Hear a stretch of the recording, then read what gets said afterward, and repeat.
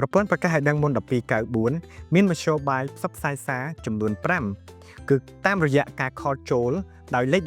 1294តាមរយៈ Channel Telegram តាមវិទ្យុ ABC តាមរយៈសារ SMS ដោយមិនបាច់ចុះឈ្មោះនិងតាមឧបករណ៍បំពងសម្លេងសាធារណៈដែលបានដំឡើងនេះគឺជាសកម្មភាពរបស់ក្រុមការងារកំពុងតែធ្វើការដំឡើងឧបករណ៍បំពងសម្លេងសាធារណៈ4គ្រឿងបន្ថែមទៀតនៅក្នុងខេត្តពោធិ៍សាត់នៅពេលដែលមានមុខសញ្ញាហានិភ័យនៃគ្រោះមហន្តរាយណាមួយក្រុមការងារនៃគណៈកម្មាធិការគ្រប់គ្រងគ្រោះមហន្តរាយខេត្ត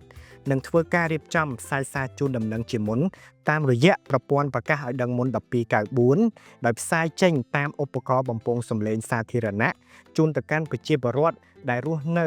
តំបន់ដែលងាយរងហានិភ័យឲ្យពួកគាត់ត្រៀមខ្លួនរួចជាស្រេច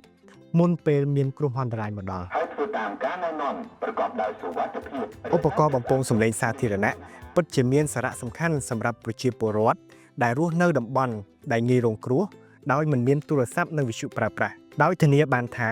ប្រជាពលរដ្ឋគ្រប់រូបនឹងទទួលបានសារជូនដំណឹងអំពីមុខសញ្ញាហានិភ័យនៃគ្រោះមហន្តរាយផ្សេងៗដើម្បីការពារជីវិតទ្រព្យសម្បត្តិនិងសត្វចិញ្ចឹមរបស់ពួកគាត់